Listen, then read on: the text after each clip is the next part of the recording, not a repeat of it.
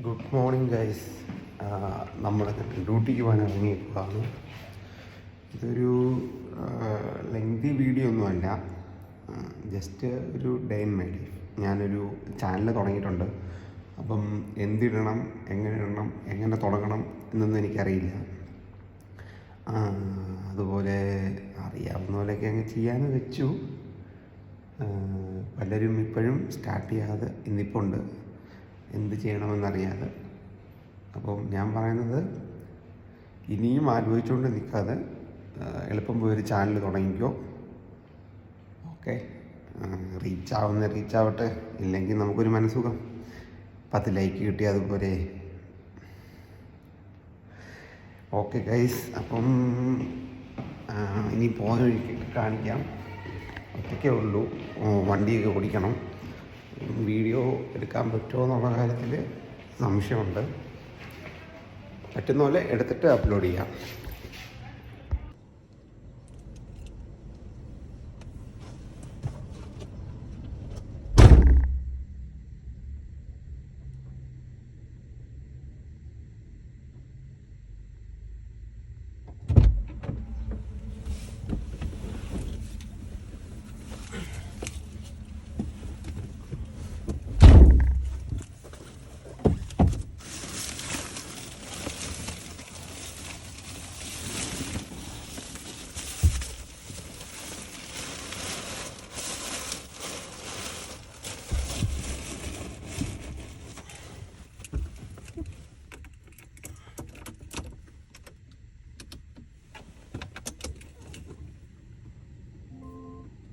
Bluetooth mode.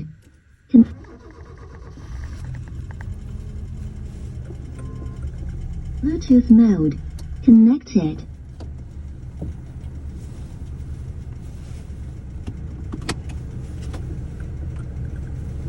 അപ്പോൾ guys, ഇതാണ് എൻ്റെ വണ്ടി. എൻ്റെ വണ്ടി മീൻസ് കമ്പനി വണ്ടിയാണ്. ഓക്കെ, നമുക്ക് നമ്മുടെ ജോലിയുടെ ആവശ്യത്തിന് വേണ്ടിയും പിന്നെ സൈറ്റിലേക്ക് പോകാനും ഒക്കെ ആയിട്ട് കമ്പനി നമുക്ക് തന്നിരിക്കുന്ന വണ്ടിയാണ്. അപ്പോൾ ഈ വണ്ടി തന്നെയാണ് ഞാൻ എൻ്റെ റൂമിലേക്ക് വരുന്നതും ഒക്കെ. അങ്ങനെ ഇന്ന വണ്ടി എന്നും പറഞ്ഞൊരു വണ്ടിയൊന്നുമില്ല. ഇപ്പം ഈ വണ്ടി അവൈലബിൾ ആയിട്ടുള്ളപ്പോൾ അവർ ഈ വണ്ടി തന്നു. ഇനിയിപ്പം അവർക്ക് ഈ വണ്ടി എന്തെങ്കിലും ഒരു റിപ്പയറോ സർവീസോ കാര്യങ്ങളൊക്കെ വരുമ്പം നമ്മുടെ ഗ്യാരേജിൽ കൊടുക്കുമ്പം അവരത് വേറെ വണ്ടി നമുക്ക് തരും. ഇത് കൊടുത്തു കഴിയുമ്പോൾ വേറെ വണ്ടി തരും. അങ്ങനെയാണ്. എന്തായാലും എൻ്റെ കയ്യിലിപ്പോൾ ഒരു 2-3 വർഷമായിട്ട് ഇവൻ തന്നെയാണ്.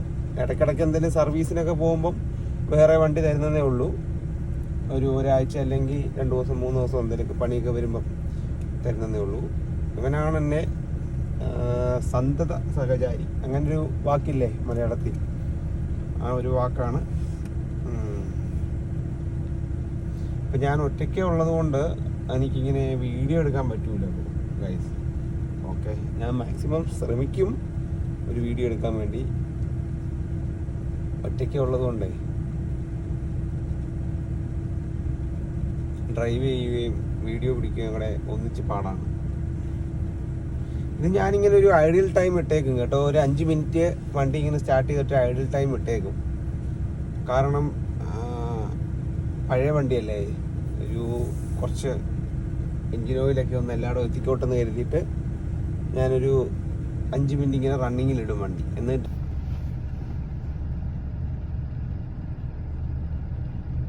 അപ്പം പോകാം ഗൈസ്. എനിക്കറിയില്ല ഇത് സക്സസ് ആവുമോയെന്ന്. കാരണം ഞാൻ ഇവിടെ ഇങ്ങനെ എടുത്ത് ഫോണിങ്ങനെ ചാരി വെച്ചേക്കുക. എൻ്റെ കയ്യിൽ ഇങ്ങനെ ഫോൺ ഹാൻഡിൽ ചെയ്യാനുള്ള സംഭവങ്ങളൊന്നുമില്ല. അപ്പോൾ ജസ്റ്റ് ഇവിടെ ഇങ്ങനെ ചാരി വെച്ചേക്കുവാണ്. അറിയില്ല എങ്ങനെയാണെന്ന് നോക്കാം. ഇടയ്ക്ക് വെച്ച് താഴെ വീഴട്ടെ.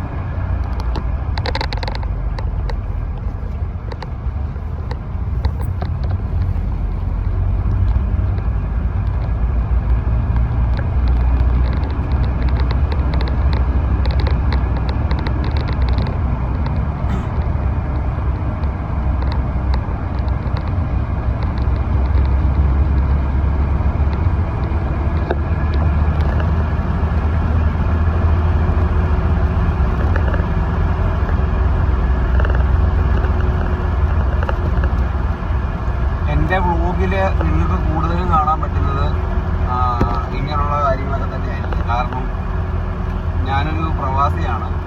പ്രവാസിയായിരുന്നപ്പോൾ തന്നെ എല്ലാ ദിവസവും രാവിലെ ഡ്യൂട്ടിക്ക് പോകുന്നു, വരുന്നു. ഇതൊക്കെ തന്നെയാണ് മെയിനായിട്ട് നമ്മുടെ ലൈഫിൽ നടക്കുന്ന കാര്യങ്ങൾ. അപ്പം ഇതാണ് എൻ്റെ ലൈഫിൽ മെയിനായിട്ട് നടക്കുന്ന സംഭവം.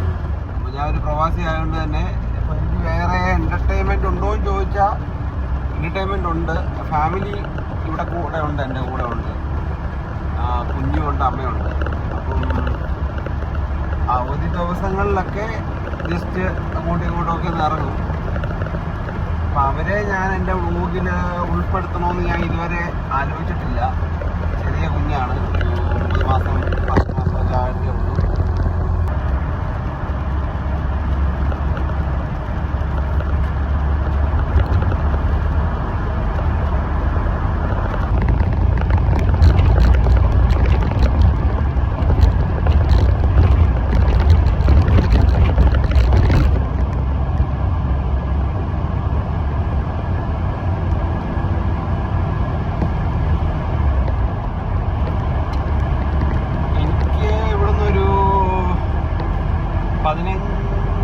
ട്രാഫിക് ഇല്ലെങ്കിൽ ഒരു 15 to 20 മിനിറ്റ് യാത്ര ഉള്ളൂ വീട്ടിലേക്ക് ചെല്ലാൻ വേണ്ടി.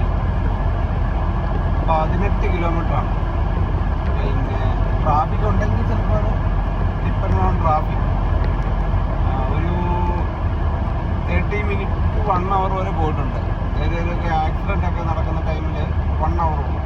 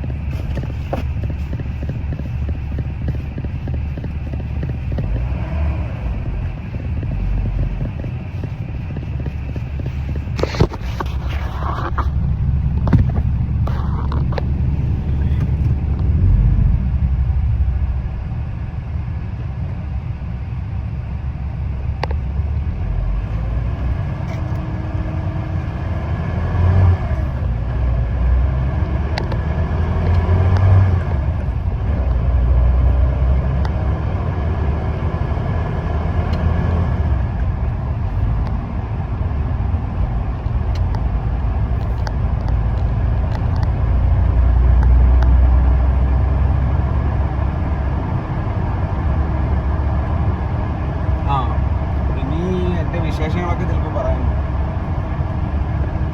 എനിക്കിങ്ങനെ വ്ലോഗ് ചെയ്യാൻ അറിയൊന്നുമില്ല. ജസ്റ്റ് ഫസ്റ്റ് ടൈമാണ് എൻ്റെ ജീവിതത്തിൽ ഞാൻ ക്യാമറയിൽ സംസാരിക്കുന്നത്. അപ്പം ഇപ്പം എന്തെങ്കിലുമൊക്കെ തെറ്റുകളോ കാര്യങ്ങളോ ഒക്കെ വന്നു കഴിഞ്ഞാൽ എന്താണ് നിങ്ങൾ ജസ്റ്റ് കമൻറ്റ് ചെയ്താൽ മതി.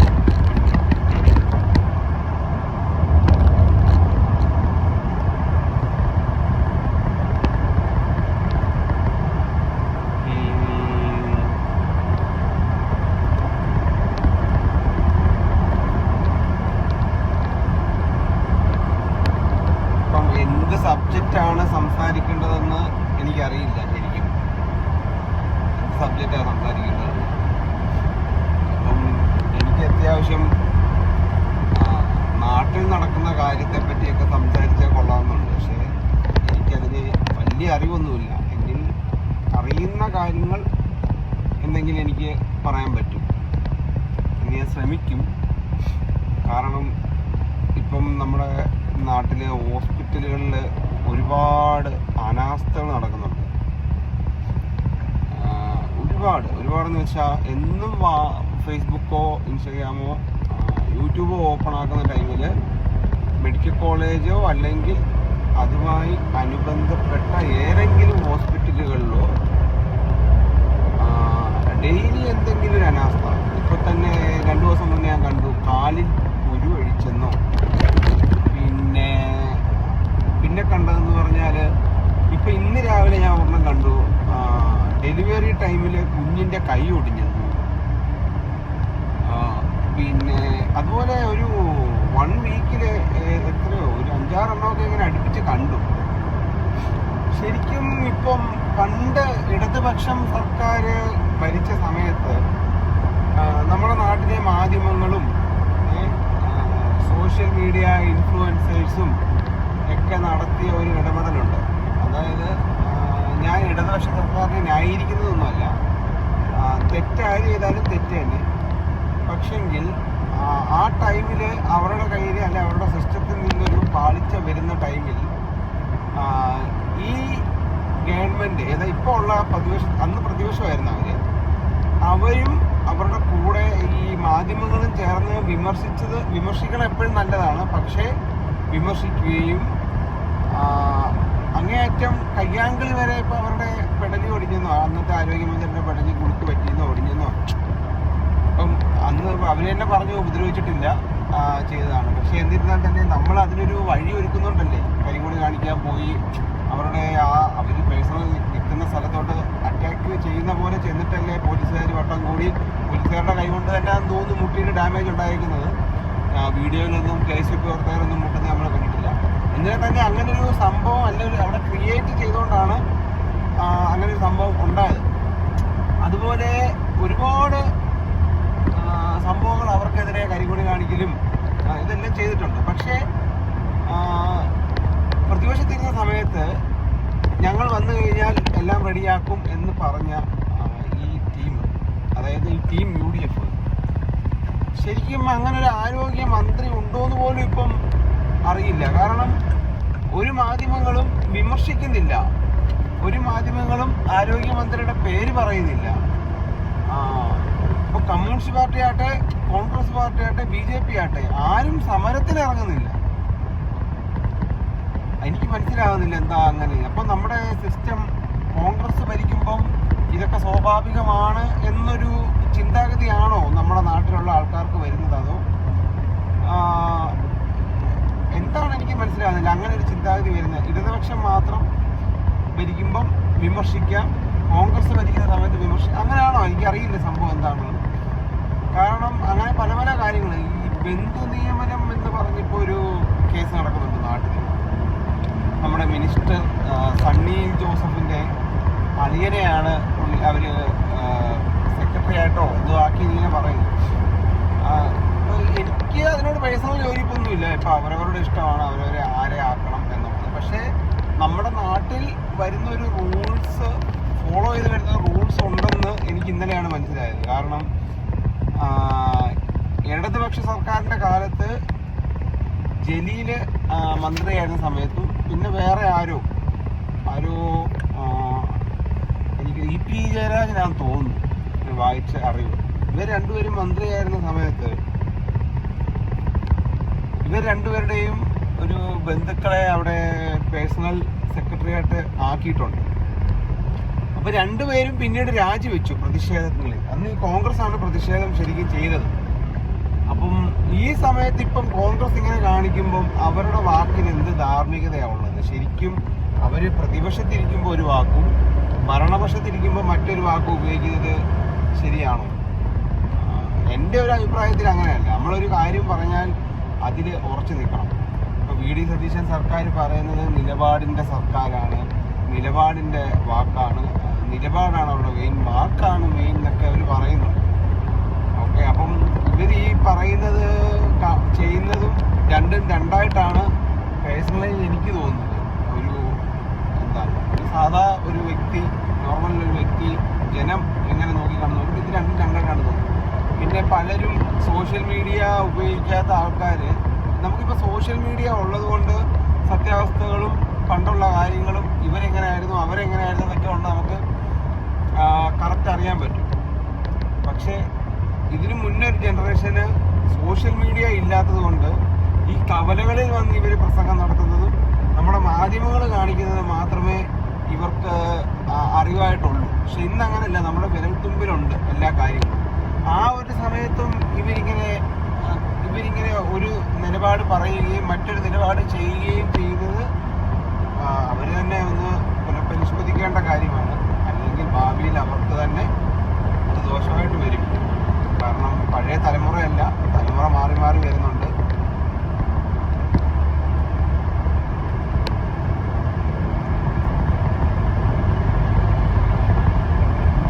തലമുറ മാറി മാറി വരുന്നുണ്ട്. അപ്പം കൂടുതൽ നമ്മുടെ നാട് കൂടുതൽ അപ്ഡേറ്റ് ആയിക്കൊണ്ടിരിക്കുകയാണ്. അതുപോലെ ഇപ്പം നാട്ടിലെ വിലക്കയറ്റം, ഇന്നും ഞാനിപ്പോൾ ഒരു ന്യൂസ് ഇങ്ങനെ കണ്ടു. നാട്ടിൽ 29 രൂപ പാചകവാതക സിലിണ്ടറിന് കൂടിയത്. ഇങ്ങനെ പോയാലേ എനിക്ക് തോന്നുന്നത് ഇനിയിപ്പോൾ നമ്മളെല്ലാവരും സോളാർ വെക്കുന്നതായിരിക്കും നല്ലത്. സോളാർ വെച്ചിട്ട് കറണ്ട് ബില്ലിൽ നമുക്ക് ഏതായാലും ഒരു 10 300 അല്ലെങ്കിൽ 350 രൂപയെ വരത്തുള്ളതാണ് എടുത്തവർ പറയുന്നത്. എനിക്കിപ്പോൾ തോന്നുന്നത് സോളാർ വെച്ചിട്ട് ഇൻഡക്ഷൻ കുക്കർ യൂസ് ചെയ്യാമെന്നായിരിക്കും മുന്നോട്ടുള്ളൊരു ഭാവിയിൽ. കാരണം ഇതിപ്പോൾ കൂടിയാൽ ഇനി കുറയും. വൺസ് ഇപ്പോൾ ഇവിടെയൊക്കെ വാറാണ്, ശരിയാണ്, വാറാണ്, ഹോർമൂസ് ക്ലോസ് ആണ്. അപ്പം ഇവിടുന്നും നമ്മുടെ ഇവിടെ തന്നെ ഉള്ള റിഫൈനറികളിലൊന്നും പ്രൊഡക്ഷൻ കുറവാണ്. ഇപ്പം ഞാൻ തന്നെ വർക്ക് ചെയ്യുന്നത്, ഞങ്ങൾ തന്നെ പാപ്പോ എന്ന് പറഞ്ഞ റിഫൈനറി ചെയ്യുന്നുണ്ട്. അതിന് തൊട്ടടുത്തുള്ള അൽബ എന്ന് പറഞ്ഞ അലൂമിനിയം ഉണ്ടാക്കുന്ന ഒരു ഫാക്ടറി ചെയ്യുന്നുണ്ട്. അപ്പം ഞങ്ങളെ സംബന്ധിച്ച് നോക്കുമ്പം അലൂമിനിയം ഉണ്ടാക്കാനുള്ളൊരു പൗഡറുണ്ട്, അലൂമിനിയ എന്ന് പറഞ്ഞൊരു പൗഡർ. ആ പൗഡർ മറ്റുള്ള രാജ്യത്തിൽ നിന്നാണ് വരേണ്ടത്. ഞാൻ നിൽക്കുന്നത് ബഹറിലാണ്. അപ്പം ഇവിടെ അത് വരുന്നില്ല ഇപ്പം. ശരിക്കും ഈ ഹോർമൂസ് ക്ലോസ് ആയതുകൊണ്ട് കപ്പൽ വരുന്നില്ല. ഇപ്പം അതിന് പകരം ഇവർ ബദൽ മാർഗം എന്താണ് സ്വീകരിച്ചത്? സൗദിയിൽ അല്ലെങ്കിൽ ഒമാനിലോ ഇത് ഷിപ്പ് വന്നിട്ട് അവിടുന്ന് ബൈ റോഡ് ട്രെയിലറിൽ നമുക്ക് ഇങ്ങോട്ടേക്ക് ഷിഫ്റ്റ് ചെയ്യാം. ഒരു ഷിപ്പിന് വരുന്നത് 30,000-35,000 ടണ്ണ് അലൂമിനിയം പൗഡറായിരുന്നു 1 വീക്കിൽ ഇവർക്ക് കിട്ടിക്കൊണ്ടിരുന്നത്. 1 വീക്ക് അല്ലെങ്കിൽ 1 വീക്കിൽ തന്നെ 2 കപ്പൽ അതുപോലെ വന്നു കഴിഞ്ഞാൽ മൊത്തത്തിൽ 60,000 ടണ്ണോളം കിട്ടുന്നത്. ട്രെയിലറിൽ കൊണ്ടുവരുന്ന സമയത്ത് പരിമിതികളുണ്ട്. കാരണം ഒരു ബാഗ് വരുന്നത്, ട്രെയിലറിൽ ഈ അലൂമിനിയം പൗഡർ വരുന്നത് ബാഗ് കണക്കിലാണ്. അപ്പോൾ ഒരു ബാഗ് വരുന്നത് ഒരു 1 ടണ്ണാണ് വരുന്നത്. 1 ടൺ ഒരു ബാഗ്, 1 ടണ്ണാണ് ഒരു ബാഗ് വരുന്നത്. അപ്പോൾ ഒരു 20 ബാഗ് മാത്രമേ ഒരു ട്രെയിലറിൽ ഇരിക്കുള്ളൂ, ഒരു ട്രെയിലർ. അപ്പം 20 ടണ്ണ്. അങ്ങനെ ഒരു 10, 20, 30 ട്രെയിലർ വന്നാൽ തന്നെയും ഒരു എത്ര, നിങ്ങൾ തന്നെ ഒന്ന് കാൽക്കുലേറ്റ് ചെയ്താൽ നിങ്ങൾക്ക് മനസ്സിലാവും. 200, 2000, 3000 ടണ്ണൊക്കെ വരത്തുള്ളൂ. എങ്ങനെ പോയെന്ന് പറഞ്ഞാൽ മാക്സിമം ഒരു 60, 70, 80 വണ്ടികൾ വന്നാൽ തന്നെ ഒരാഴ്ച കൊണ്ട്. അപ്പം ശരിക്കും നമ്മുടെ കമ്പനി, ഇവിടുത്തെ പ്ലാന്റിൻ്റെ ഒരു എന്താണ്, നമ്മളെ നാടൻ ഭാഷ പറഞ്ഞാൽ മൂക്കെ പറ്റാൻ പോലും ഇല്ലെന്ന് നമ്മൾ പറയും. അങ്ങനെ ഒരു ഏകദേശ സെറ്റപ്പാണിത്. അപ്പം മൊത്തത്തിൽ ഇവിടെയും ക്ലോസ് ആണ്. GCC കൺട്രി മൊത്തത്തിൽ ഇത് എഫക്റ്റ് ചെയ്തിട്ടുമുണ്ട്. അപ്പം നമ്മുടെ നാട്ടിൽ സ്വാഭാവികമായും എഫക്റ്റ് ചെയ്യും. കാരണം ഏകദേശം ഒരു 24-25% നമ്മുടെ ഓയിലിൻ്റെ 25% നമ്മൾ GCC-ന്നാണ് പർച്ചേസ് ചെയ്യുന്നത്. എല്ലാവർക്കും അറിയാവുന്ന കാര്യമൊക്കെയാണ് അത്. സ്വാഭാവികമായിട്ട് ഇവിടുത്തെ ഹോർമൂസ് ക്ലോസ് ആകുമ്പോൾ നമുക്ക് അതിനുള്ള ബുദ്ധിമുട്ട് അവിടെ വരും. പക്ഷേ എങ്കിൽ അതിനുള്ളൊരു ബദൽ മാർഗം നമ്മുടെ സർക്കാർ സ്വീകരിക്കണം എന്നാണ് എൻ്റെ ഒരു അഭിപ്രായം. ഇപ്പം ഞാൻ നമ്മുടെ കമ്പനി ചെല്ലാറായി. ഒരു ലാസ്റ്റ് സിഗ്നലാണ്. ഇത് കഴിഞ്ഞാൽ പിന്നെ നേരെ പാർക്കിങ്ങിലോട്ട് തിരിയുക. പാർക്കിങ്ങിലോട്ട് തിരിഞ്ഞിട്ട് വണ്ടി പിന്നെ കയറി പോയി. ഇതിനകത്ത് വ്ലോഗ് ചെയ്യാൻ പറ്റില്ല. പറ്റും, കൺസ്ട്രക്ഷൻ ഏരിയയിലൊന്നും പോയിട്ട് എടുക്കാനൊന്നും പറ്റില്ല. ലൈവ് പ്ലാന്റ് ഏരിയയിലൊന്നും നോക്കാൻ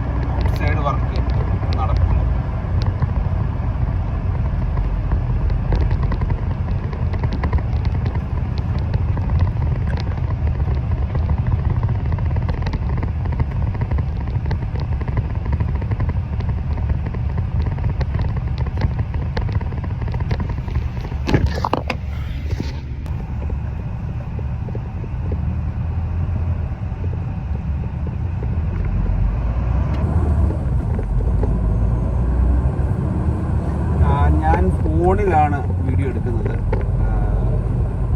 ജസ്റ്റ് തുടങ്ങിയിട്ടേ ഉള്ളൂ. എനിക്കറിയില്ല ഇത് ആൾക്കാർ കാണുമോ ഇല്ലയോ, 100 പേരെങ്കിലും കാണുമോ ഒന്നൊന്നും അറിയത്തില്ല. ജസ്റ്റ് തുടങ്ങിയേക്കുന്നതേ ഉള്ളൂ. എങ്ങനെയാണ് ഇതിൻ്റെ ഒരു പ്രോസസ്സും കാര്യങ്ങളൊന്നും എനിക്കറിയില്ല.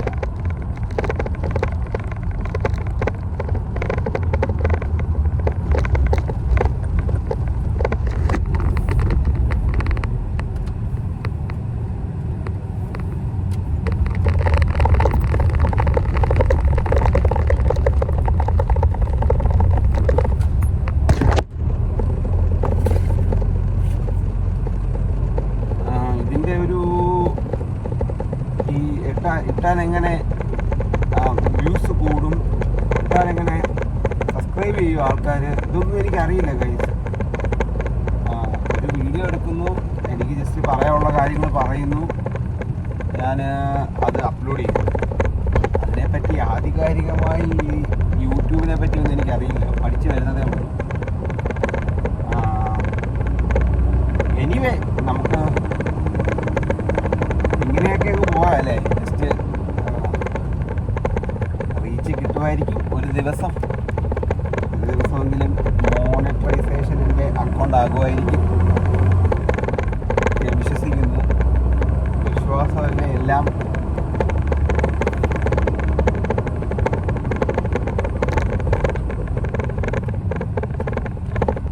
നമുക്കിനിയിപ്പം ഞാൻ ഉദ്ദേശിക്കുന്നതെന്ന് വെച്ച് കഴിഞ്ഞാൽ എല്ലാ ദിവസവും ഓരോ വീഡിയോ അപ്ലോഡ് ചെയ്യാം. ഏതെങ്കിലും ഒരു സബ്ജക്റ്റ് പറഞ്ഞു അല്ലേ, എന്തെങ്കിലും ഒരു സബ്ജക്റ്റിനെ പറ്റി എനിക്കറിയാവുന്ന കാര്യങ്ങൾ നിങ്ങളോട് ഷെയർ ചെയ്യാം. നിങ്ങൾക്ക് അതിലെന്തെങ്കിലുമൊക്കെ അറിയാവുന്ന കാര്യങ്ങളുണ്ടെങ്കിൽ അത് കമൻറ്റ് ചെയ്യാം. അറിയില്ല എത്ര പേര് കമൻറ്റ് ചെയ്യുന്നു, എത്ര പേര് കാണുമെന്ന് പോലും എനിക്കറിയില്ല. കാണുമായിരിക്കാം. ഒരു 10 പേരെങ്കിലും കണ്ടാൽ അത്രയും സന്തോഷം. ഒരു ബിഗിനർ എന്ന നിലയിൽ ഒരു 10 പേരെങ്കിലും കണ്ടാൽ എനിക്ക് അത്രയും സന്തോഷം. അതിനുവേണ്ടി ഞാൻ പ്രാർത്ഥിക്കുന്നു. പ്രാർത്ഥനയാണെല്ലാം. എൻ്റെ ലൈഫിൽ പ്രാർത്ഥനയാണ് ഗൈസ് എല്ലാം. കാരണം എന്നും പ്രാർത്ഥിക്കുന്ന ഒരു വ്യക്തിയാണ് ഞാൻ. ബൈബിൾ വായിച്ച് എന്നും പ്രാർത്ഥിക്കുന്ന ഒരു വ്യക്തിയാണ് ഞാൻ. പ്രാർത്ഥനയിൽ കൂടെയാണ് ഞാൻ നേടിയേക്കുന്നതെല്ലാം. പ്രാർത്ഥനയാണ് എൻ്റെ ഒരു മെയിൻ. അതുകൊണ്ട് ഞാൻ ഇതിനു വേണ്ടി പ്രാർത്ഥിക്കും. ഇടയ്ക്കിടയ്ക്കുണ്ടല്ലോ ഇതിങ്ങനെ മറിഞ്ഞു പോകും. കാരണം ഞാനിങ്ങനെ സ്റ്റാൻഡൊന്നും വാങ്ങിച്ചിട്ടില്ല. ജസ്റ്റ് ഫോണിൻ്റെ സൈഡിൽ, ആ ഡോറിൻ്റെ സൈഡിൽ ഇങ്ങനെ ജസ്റ്റ് വച്ചേക്കുവാണ്, ചാരി വെച്ചതാണ്. ഓക്കെ, അപ്പോൾ ഞാൻ എത്തി. ഞാൻ കയറുകയാണ് അൽബേലോട്ട്. പാസ്സൊക്കെ അവിടെ പഞ്ച് ചെയ്യണം, ബാഗൊക്കെ ഓപ്പൺ ആക്കി കാണിക്കണം. സെക്യൂരിറ്റി ചെക്കിങ് പോലെ ഉണ്ട്, അത് കയറുമ്പോഴും ഇറങ്ങുമ്പോഴും ഒക്കെ ഉണ്ട്. അപ്പോൾ ഗൈസ് ശരി, അപ്പോൾ ഇന്നത്തെ വീഡിയോ ഞാൻ ഇവിടെ വെച്ച് വൈൻഡപ്പ് ചെയ്യുകയാണ്. ഇത് ഞാൻ അപ്ലോഡ് ചെയ്യും. നോക്കട്ടെ എങ്ങനെ റിയാക്ഷൻ ഉണ്ട്, ആൾക്കാർ കാണുന്നുണ്ടോ ഇല്ലയൊന്നും എനിക്കറിയില്ല. ചിലപ്പോൾ ഒരു 5 പേര് പോലും കാണത്തില്ല, ചിലപ്പോൾ ഒരു 2 പേര് പോലും കാണില്ല. എന്തായാലും കാണുന്നവർ എൻ്റെ വീഡിയോ സബ്സ്ക്രൈബ് ചെയ്യണം, ഷെയർ ചെയ്യണം, ലൈക്ക് ചെയ്യണം. ഒരു ബിഗിനർ എന്ന നിലയിൽ നിങ്ങളെല്ലാ സപ്പോർട്ടും എനിക്ക് തരണം. ഇപ്പോഴും ഞാൻ പറയുന്നത് എനിക്ക് ക്യാമറ നോക്കി സംസാരിക്കാൻ അറിയത്തില്ല. എനിക്ക് അങ്ങ് ഇപ്പം തോന്നുന്നതൊക്കെ ഞാനങ്ങ് പറയുകയാണ്. ഓക്കെ, അപ്പോൾ ശരി. ഓക്കെ ഗൈസ്, ടുമോറോ കാണാം.